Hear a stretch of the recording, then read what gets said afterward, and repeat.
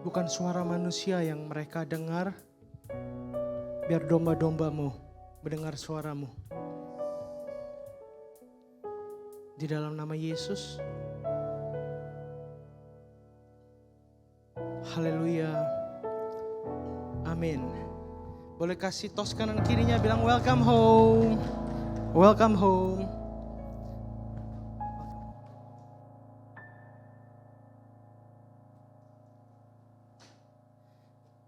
Kurang kencang sepertinya. Boleh tengok kanan kirinya bilang welcome home.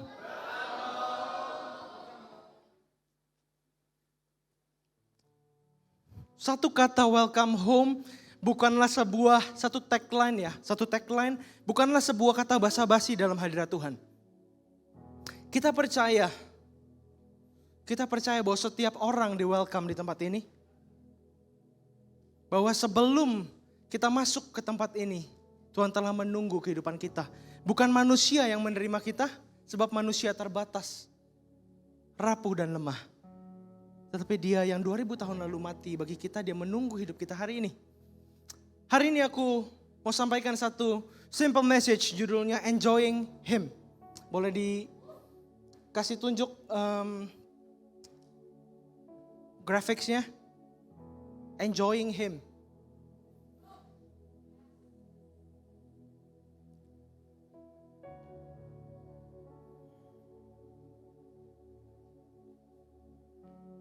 Belum? Media, Aldo?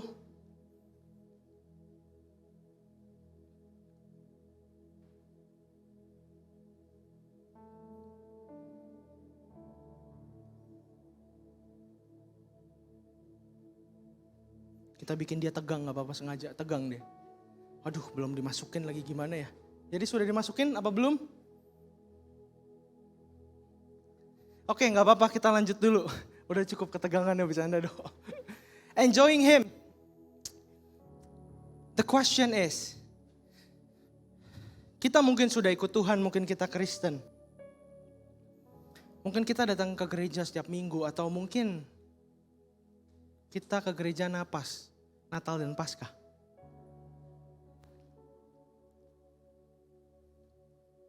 Satu panggilan terbesar dalam hidup kita bukanlah pelayanan untuk Tuhan, tapi berjalan dengan Dia. Kita sudah bahas 2 minggu lalu dari kitab Pengkhotbah pasal 3. Untuk segala sesuatu itu ada waktunya, untuk segala sesuatu itu ada masanya. Dan seringkali dalam hidup ini kita gak mengenali apa itu panggilan kita dalam hidup kita. Seringkali kita hidup tapi tak memiliki visi dan panggilan. Itulah mengapa gak jarang orang Kristen pun mereka datang ke gereja, mereka pelayanan, tapi hidup mereka masih kosong. Apa perbedaannya aku dengan dunia? Dan kita masuk pada introduction, enjoying Him. Have you ever been in love? Di sini tulisannya enjoying religion, dicoret jadi enjoying Him. Kita harus keluar dari yang namanya boundaries. Yesus tidak mati untuk agama. Yesus tidak mati untuk supaya kita ada gedung gereja. Yesus mati supaya kita memiliki hubungan. Dan kita tahu kita dikasihi. Makanya kita mampu dan sanggup mengasihi Dia. Poin yang pertama boleh di next slide. Have you ever been in love? Pernah gak kalian tuh jatuh cinta? Pasti pernah ya. When you look into the eyes of the one you love, you realize you prioritize them. Time, cost, distance, and sacrifice. Waktu, ongkos, pengorbanan, jarak itu bukan menjadi halangan bagi kita. Kadang-kadang kasih atau cinta itu membuat kita bisa berjalan lebih jauh dari kemampuan kita. Demi dia, gak apa-apa deh aku jauh-jauh. Demi dia, gak apa-apa deh aku jalan lebih jauh. Pulang lebih malam.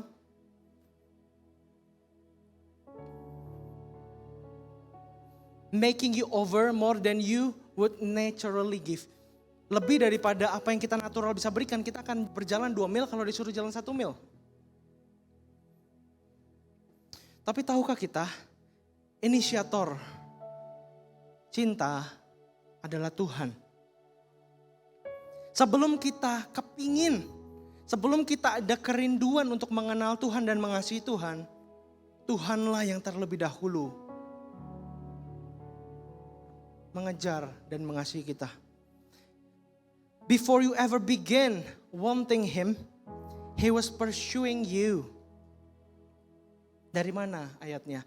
While we were still sinners, Christ died for us. Ketika kita masih dalam dosa kita, bahkan kita belum lahir, Tuhan telah mati bagi hidup kita.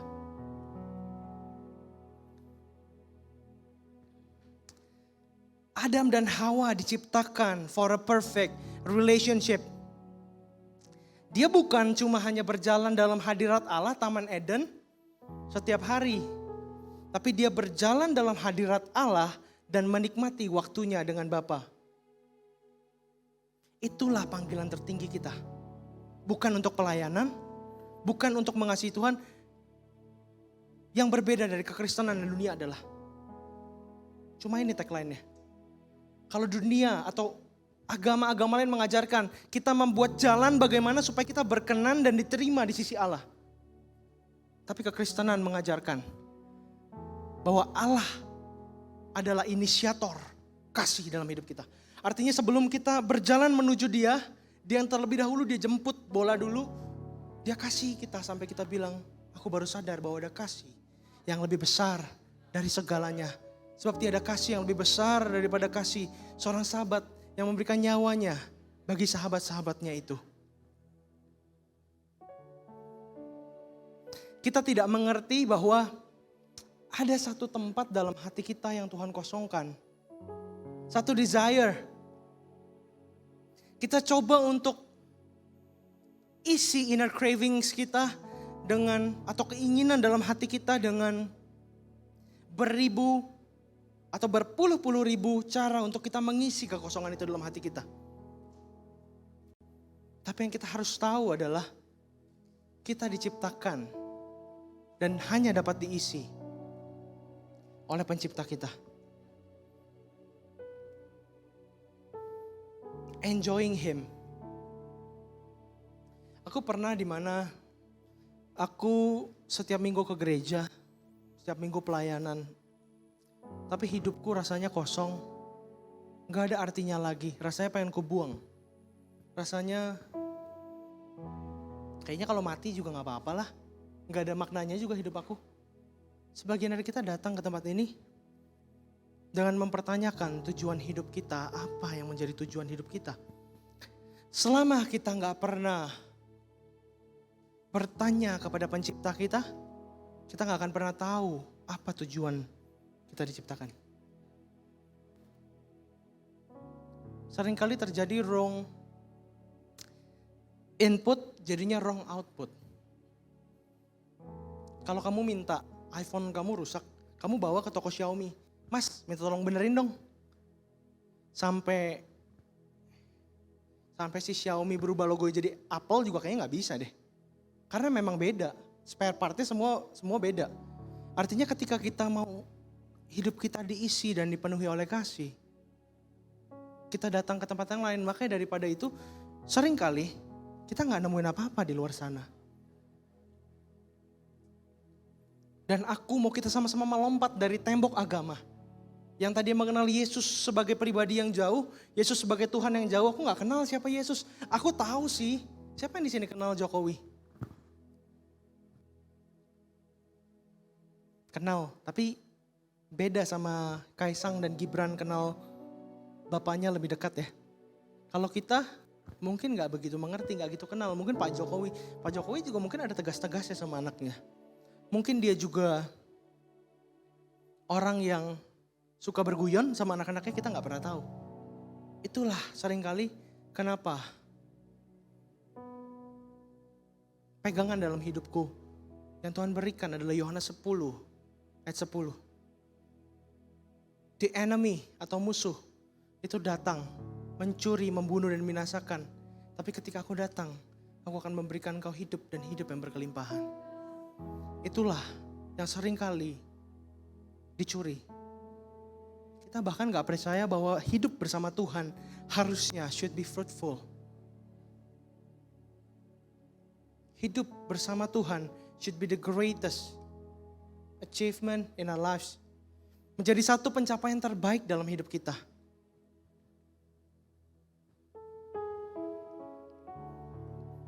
Pertanyaannya, have you ever been in love? Pernahkah kita sama-sama jatuh cinta sama seorang? Pasti pernah ya.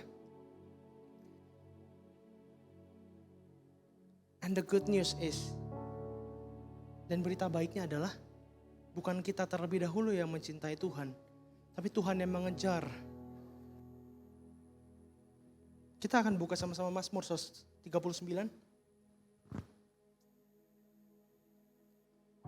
Disinilah catatan Daud di mana. Siapa yang di sini pernah ngestok seseorang?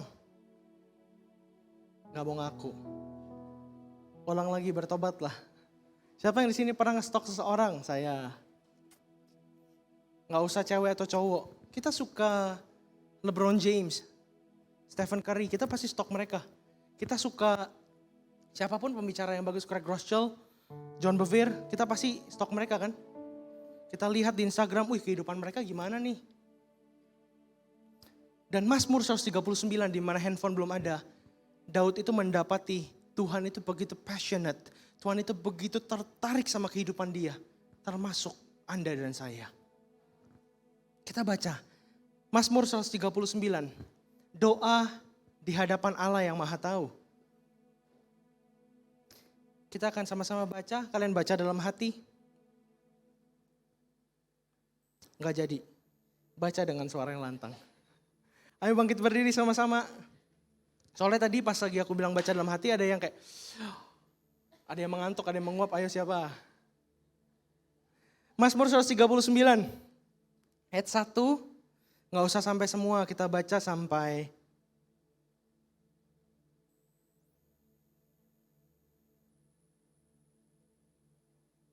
kita baca dulu sampai ayat 13 ya. Mazmur 139 ayat 1 sampai 13. Doa di hadapan Allah yang Maha Tahu. Ayat yang pertama 1, 2, 3.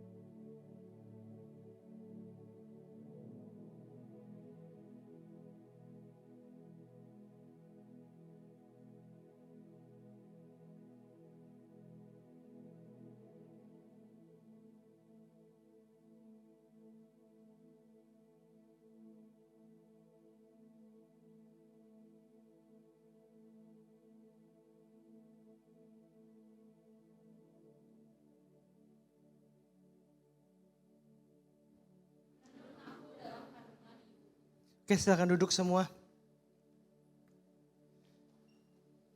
Ini adalah Mazmur Daud, bukan ketika Daud lagi dalam masa kejayaannya. Tapi ketika tidak ada satupun orang peduli terhadap kehidupan Daud, Daud adalah buronan nomor 1 musuh bangsa saat itu. Kalau digambarkan, dia itu seperti si Mario dan juga Ferdy Sambo saat ini. Gak ada yang peduli sama kehidupan mereka, tidak ada yang mau temenin mereka karena mereka adalah musuh publik. Tapi Daud itu bukan karena kelakuannya dia dicelah, tapi karena ada iri hati dari Raja Saul. Dan Daud bilang, Tuhan, Engkau menyelidiki dan mengenal aku. Engkau mengetahui kalau aku duduk atau berdiri. Engkau mengerti pikiranku dari jauh. Engkau memeriksa aku kalau aku berjalan dan berbaring. Segala jalanku kau maklumi. Sebab sebelum lidahku mengeluarkan perkataan, sesungguhnya semuanya telah kau ketahui ya Tuhan. Jangan baca ini sebagai satu mazmur Daud. Inilah mazmur kita dengan Tuhan. Inilah yang Tuhan lakukan terhadap hidup kita. Aku tahu kalau engkau berdiri atau engkau duduk.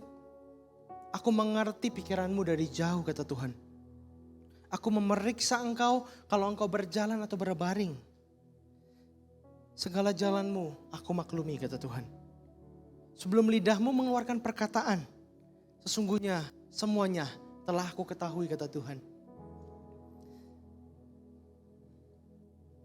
Hari ini aku mau shift fokus kita dari kita trying to impressing God. Kita mencoba untuk melakukan hal-hal baik untuk membuat Tuhan itu senang. Menjadi kita mengerti bahwa apapun yang kita lakukan kesalahan, kebaikan kita, itu tidak mempengaruhi kasih Tuhan dalam hidup kita. Itulah yang harusnya menjadi comfort kita ketika kita berjalan, kita tahu. Ketika kita bangun pagi, kita tahu Bapa itu tersenyum atas kehidupan kita. Kalau kita selesai pelayanan dan banyak salahnya, Tuhan tetap tersenyum. Kalau kita pelayanan dengan banyak trofi, Tuhan tersenyum. Tapi itu tak membuat Dia lebih mengasihi kita. Seringkali kita terjebak dengan tipu muslihat iblis di mana kita itu diselamatkan karena perbuatan kita, bukan karena kasih karunia. Padahal firman Tuhan katakan, engkau diselamatkan karena kasih karunia dan bukan karena perbuatan baikmu. Poin yang kedua, aku mau masuk hari ini. He's passionate about you. He's passionate about you.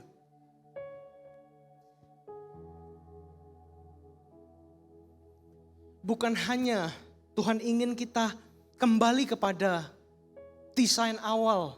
Tadi poin yang pertama, kita tahu bahwa we are created for a relationship. Kita itu diciptakan untuk satu hubungan.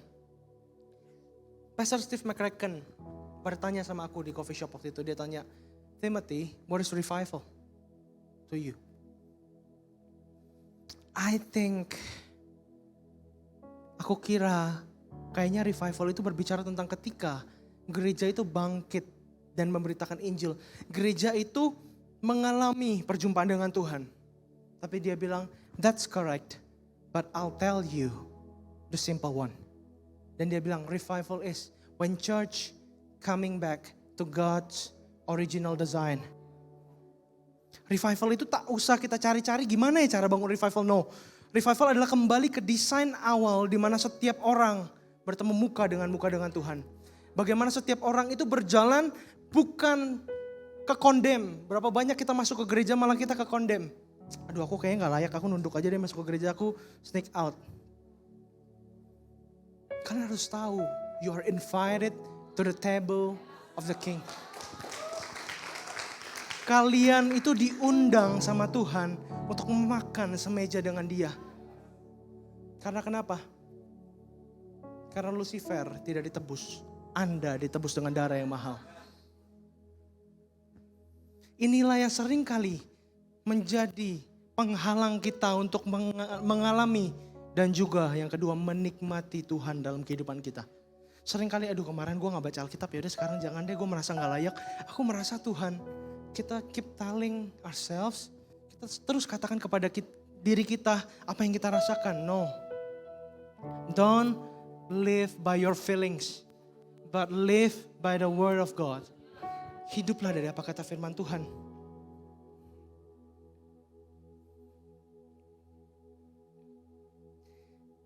You may not realize it, but the Father is passionate about you. You make Him smile.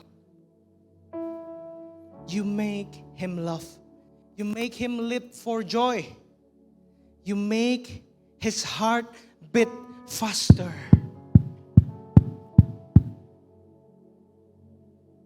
Tuhan itu menunggu setiap kita.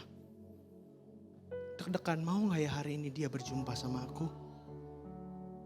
Maukah Dia menerima apa yang telah kukerjakan 2000 tahun yang lalu.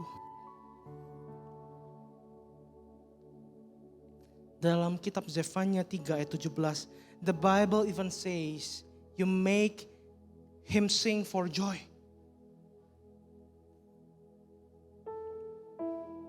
Ngerti atau enggak?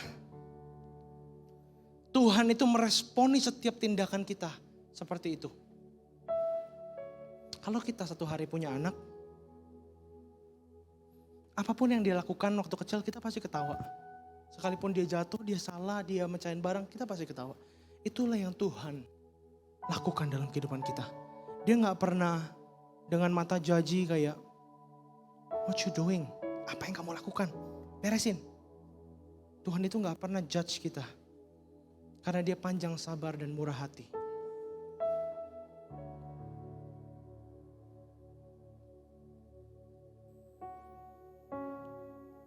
Dia melihat bahkan rambutmu, kepalamu, tangan, kulit, apapun dalam tubuhmu. Tuhan melihat semuanya. And he rejoice. Dan dia bilang, fearfully and wonderfully made. Mungkin sebagian dari kita memandang, aduh aku kayak kurang ini, kurang itu. Aku kayaknya gak berharga, bahkan orang tuaku tak menginginkan aku. Tapi tahukah, ada Tuhan, ada Bapa Surgawi yang mengasihimu. He loves you when you are awake, full of life. And He still loves you when you are down, struggling and broken. Tahukah, He is passionate about you. Aku tanya ya, Juan passionnya apa? Mungkin bisa jawab main bola atau nonton bola ya. BG passionnya apa Brian? Main pingpong misalkan ya, atau berenang. Kalau kamu tanya sama Tuhan, God, Father, what is your passion? He will answer, you. He will answer you.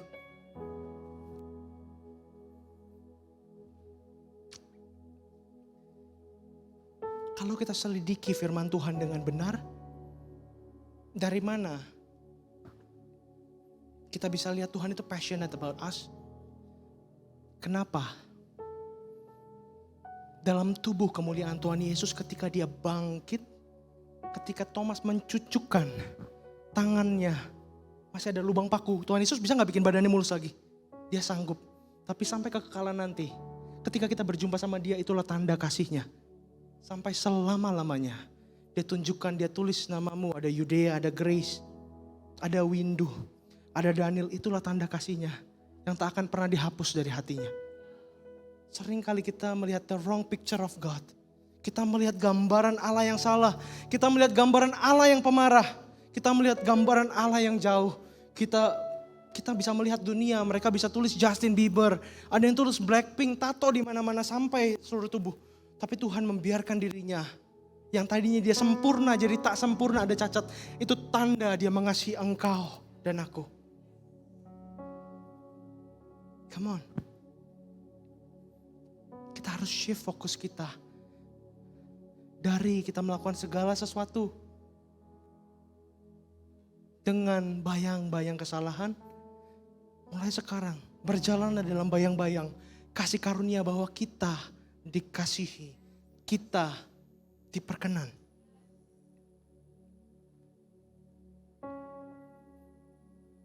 When He is with you, He isn't watching the clock or tapping His foot until 5 o'clock. Aduh kapan ya gue balik, aduh bentar lagi nih tapi atasan gue belum balik lagi. Tuhan itu gak pernah lihat jam dia kapan aku bisa minggat dari hidup orang ini. Tapi dia enjoying, cherishing every moment in your life. Tahukah Tuhan itu begitu passion terhadap dirimu. Kalau ada hari ini orang yang cinta sama Tuhan, kalau hari ini aku mengajar Tuhan, terlebih dahulu ketika aku tidak mengasihi Tuhan.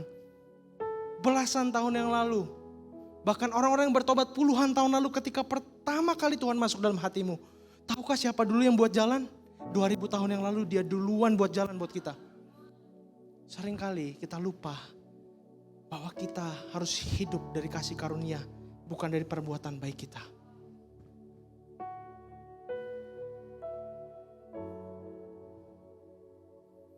He smiles when you look at the mountains, sea, or sky, and you think of Him. Tuhan itu tersenyum ketika kita melihat gambaran ada gunung, ada cakrawala, ada laut, dan kita mengingat tentang Dia.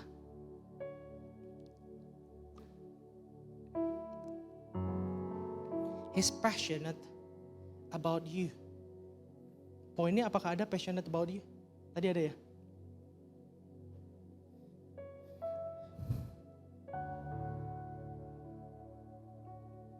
Keluar dari ruangan ini hari ini, kita selesai cepat. Tapi aku mau kita semua sadar dan tahu, bukan tangkap dengan knowledge kita, tangkap dengan hati kita bahwa Tuhan itu mengasihi kita.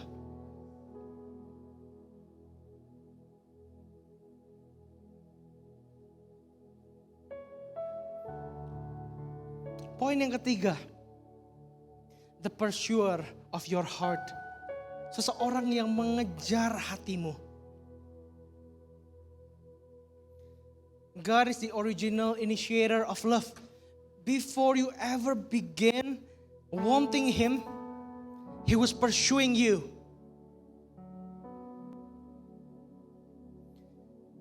Beberapa tadi aku udah singgung, beberapa agama itu mendefinisikan manusia itu harusnya mencari jalan menuju Allah.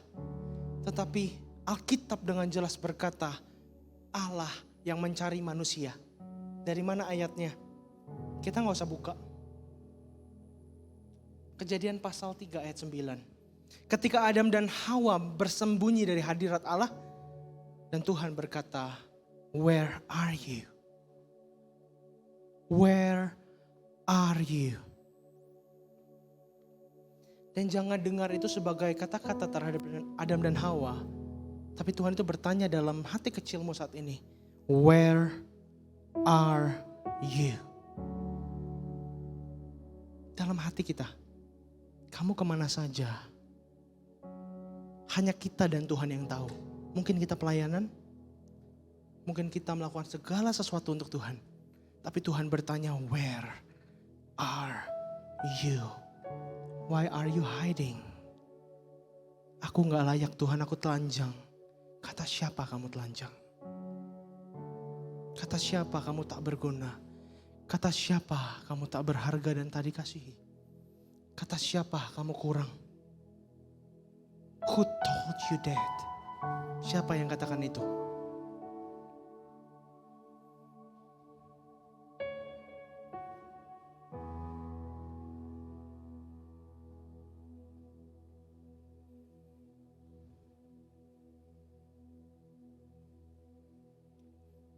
Aku mau kita pejamkan mata kita, aku minta pemusik untuk maju ke depan.